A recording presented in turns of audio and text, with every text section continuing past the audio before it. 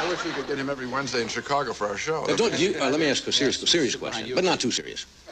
Don't you think it's more difficult to review a comedy than it is a so-called dramatic Yes, picture? sir. Not really, because... So wait a minute, hold it. Wait a minute. You got a yes. Start with the yes. I think it would be easier. No, because the fact is, you sit there and either you laugh or you don't, and if you laughed, it was funny. Well, but With a that's drama, you relative. have to decide what you think about it on a slightly higher plane. What it means, whether it's successful, whether it makes a statement. Comedy, it seems to me, is inarguable. If you laughed, you liked it. Yes, but that's only That's a very... why- No, what I'm saying is Kind of comedy the would be audience more that your difficult. monologue is kind of like us in the No. screen. No, what I'm saying to say. Let me just hold it, you guys. I always answer him. You don't answer him. Which one of you guys is the ventriloquist?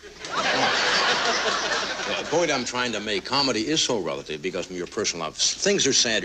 If you have a scene, somebody is sick, everybody's going to react pretty much to that scene the You got to same be way. demented not to. But if you tell a joke, you're going to have 500 people in the audience who perceive it from different points of view. Half of them may think it's funny, 25% say it's mildly funny, 25 don't get it. So that's why I say comedy is a very personal... There's one other area in addition to comedy. I agree with you on that, and that is sex films. What is erotic, and you get certifiable proof, and you can't deny it. Just like this to me is erotic. Yeah. If you hold it somewhere else. Yes, one. No, that's true. That's all in the brain. You know, it's a strange thing because Monday night or Tuesday night, Gene and I were both in New York to see the new Eddie Murphy picture called The Golden Child.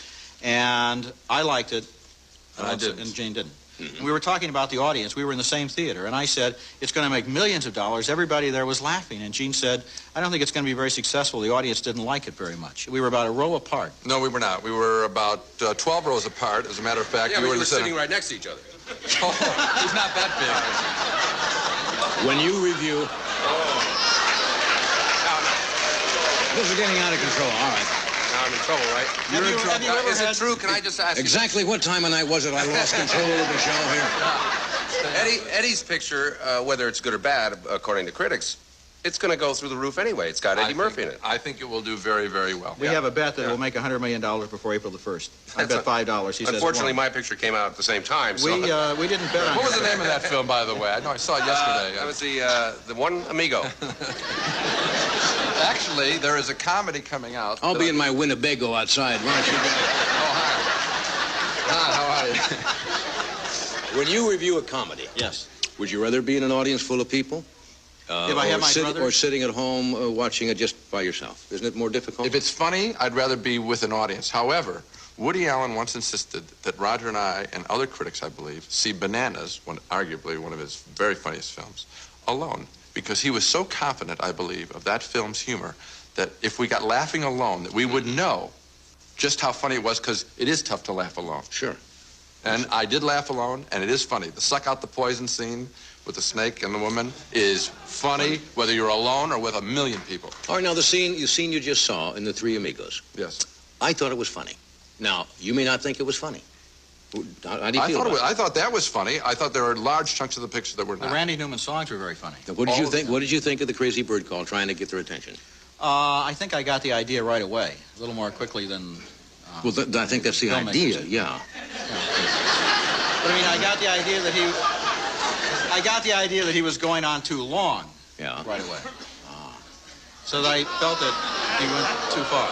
See? When are your next picture coming out?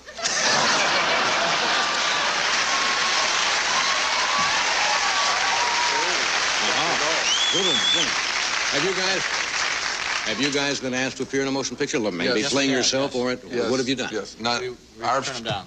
Why not? Our place is in the seats, not on the screen. We've even been asked to do commercials, and we will not do commercials. Certain film critics do commercials. Do you think it jeopardizes your credibility? If we can be bought by a product, people might think we could be bought by a movie or by an actor who might want to hand me $100 while I'm thinking. Yeah. Okay, let's talk about some of the... Actually, there is a funnier film out now than either Eddie Murphy... coming out now, either than Eddie Murphy's film or Mr. Chase's film, and that is Little Shop of Horrors, which is a wonderful musical, and that's one of the Christmas films that I'd like to recommend. Steve's in that. Steve is in Little Shop of Horrors. And he's very, very funny in it. He plays the dentist. A demented Elvis dentist, and he's hysterical. Rick Moranis, it's the play that's in Broadway, based on a movie, and it is funny and a good musical. What's going to be big for the holidays?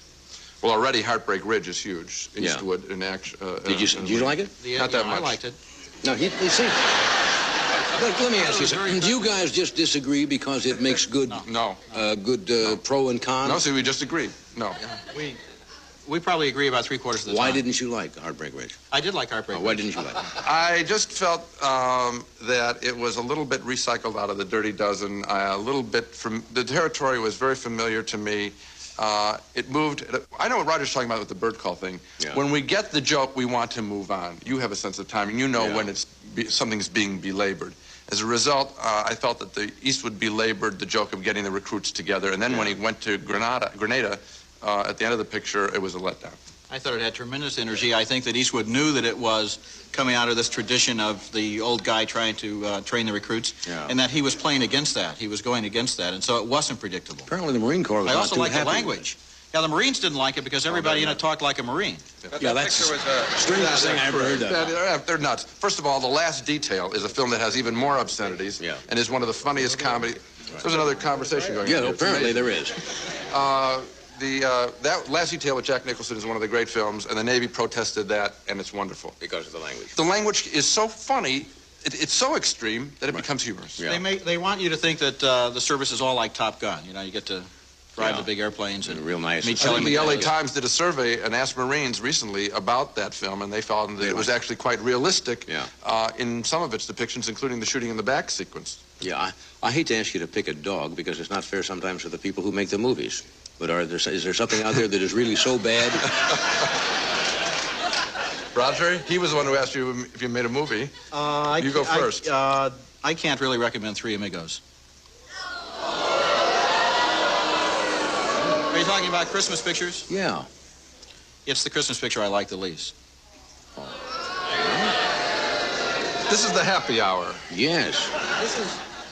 Well, I asked you to express it. Because Chevy Chase has made a lot of good movies, and God willing, he will make a lot more good movies in the future. With your help. Yes. Well, yes, with your help.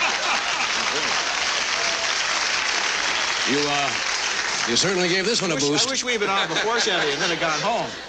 See, I didn't know what you were going to say, so I wouldn't, I don't think I'd ask you if I knew you were going to say that. I didn't know what to say when you asked me that question. I should have said Taipan. No, that's what I should have said. That's not for Christmas, though. It's true, but I could have lied. All right, now let me ask you another question. We're not uncomfortable saying in front of somebody. Do you think it makes a hill of beans difference, whatever you guys say about any movie, whether it's successful or not? The less people know about the film, if it has big stars like Steve Martin and Chevy Chase, they are going to open up big. Mm-hmm. And they have a great ad campaign. They have a great ad campaign. The funniest... Well, you didn't answer my question. When the audience does not know enough about the film, like a film like Menage or something like that, we have a big impact. I see. Children of a Lesser God, we can tell them it is not a downer, it's a good love story. Go see that. So they can't help. Yes. Okay, we'll be right back.